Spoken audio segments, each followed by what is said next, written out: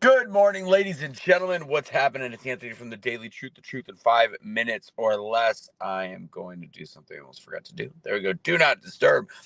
Let's go for 5 minutes today. Not the usual. Also, one in the car to start. Wanted to get this done before I start my day. Had to run some errands, doing some things this morning. Want to talk about North Carolina. Why is your camera so? What's the matter with my camera, Casey? What's the matter? Why is my camera so weird? What does it look like? It's my face. My face looks weird. Does my camera look weird to anybody besides Casey, who enjoys only using Android and PC devices? Anyways, like this video, share this video, do all the things with this video. One of the things I want to talk about real fast. This is not one of the things. This is the thing today. This is not one of the ones I'm going to save and clip out. This is a continuation. This is the third time I've made a video about this, because it still continues to be a conversation amongst people that actually give a crap about other Americans.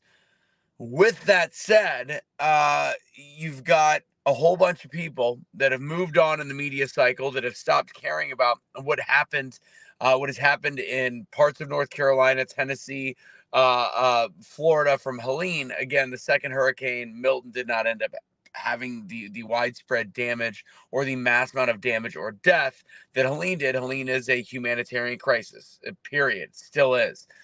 The interesting thing is we've moved on as a media cycle, which means that people are no longer getting the spotlight on them, which means nobody cares. And the thing is, nothing has changed in terms of what FEMA are providing or what our own government is providing. And this is where it's an interesting point, because leading up to the election this close, and I know that I'm getting political, which is why I'm not clipping this. I'm literally just doing this to talk and to share this video, knowing that I am seeing people that are talking from these regions that are coming out. The interesting thing, or the funny thing is, part of the reason why people aren't knowing what's going on is because they don't have cell service, they don't have clothing, they don't have water, they don't have drinkable water, they don't have, except for in the areas that Elon was able to drop off Starlink, they have no way of communicating to the world. Yet, of course, when people bring up the argument, like, well, we're able to find money for Ukraine, we're able to find money for Israel, we're able to find money for all these different things, yet there's still not an emphasis being put on American citizens, where there are still dead bodies that are under landslides and under mud and all these different things, and people can't get the help they need. And when we talk about the $750 from FEMA, to be like, let's be very clear, let's be very honest, that is not the only funding they're getting from FEMA. That's supposed to be to help them get through, which is hilarious at this point, that you think $750 is going to placate anybody for over a month, well over a month, to just you live on this and we'll figure out the rest. No. And then on top of it, there are people after people being turned down for this $750. Here's the interesting, and here's the dangerous part. The dangerous part is the blatant fact, that yesterday, still in front of the American people, Karine Jean-Pierre, our White House press secretary, went out in front of everybody. And when they were asked about what's going on in North Carolina and the fact that they're not getting the aid they need, she said the words, it's disinformation. Meanwhile, there are people standing here screaming at the top of their lungs. It's mostly family members, advocates for those in North Carolina, advocates in their own family, going, they're not getting any help. Right? There was a blizzard last night. There was a blizzard in the mountains of North Carolina, where these people still have no power, barely have clothes. Like, if you don't think there's not continued death and struggle like it's 1875 in this country, in a very small sector. And again, people will say, well, it's not widespread, it's anecdotal, it's only a couple people. I don't care if it's 3 people or 7,000 people. I don't care. These are American citizens that are being left behind while we fluff the nuts of other countries. Again, I understand the purpose of global alliances, and I understand the purpose of humanitarian aid in other countries, but why can't we do that with our own country, with our own people? Like we talk about in the military, they talk about in the military, no man left behind. We've got citizens right now that the only people helping them our off-duty military, our humanitarian groups, our charity groups. Ian Went, for example, is raising a bunch of money. He's raising thousands of dollars, which I donated to and shared yesterday. I'll share again today, trying to help, trying to actually put money. We pay. This is the purpose of paying tax dollars. And you could say, well, yeah, I thought you don't like federal tax. Well, okay. Well, the people in the state that are getting screwed right now, this is why they paid tax dollars, and they are not getting the help they need. And the ultimate issue, and this is to wrap this up, is when we were separated for and divided for the last several years on what is misinformation, what is fake news, what is disinformation. And then when it's a hyper mode, come COVID time, and come when it came to the vaccine, and when it came to all these different things, and all of a sudden the separation and division, the chasm between everybody was all based on the words, this is disinformation. And that was either from the media that is 70% propped up by pharmaceutical advertisements. Very weird.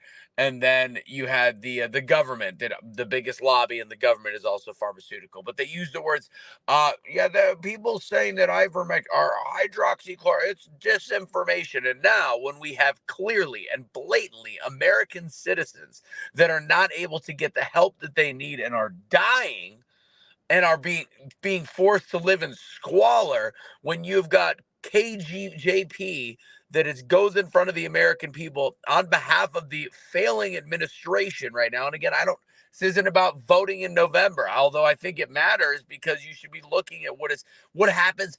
What happens if this happens to you? What happens if a natural disaster comes to where you live? And I don't care what part of the world or what part of the country you live in. Say you're in a tornado alley, or say you're in a flood zone, or say you're in whatever, and it comes to you, and to see that the federal government, whether it's 5 people or 5,000 people dealing with in North Carolina, and we're seeing the families of these people, like, they need help.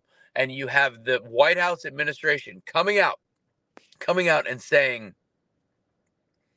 this is misinformation. This is disinformation. Everything is fine. This is disinformation. They have devalued the word. Just like over the last 4 years, we devalued the word debunked. Everybody's like, oh, it was debunked. How is it debunked? It was just debunked. I mean, that's what debunked is. It was debunked. But how is it, with what manner was it debunked? Because we told you it was debunked. Same thing with disinformation.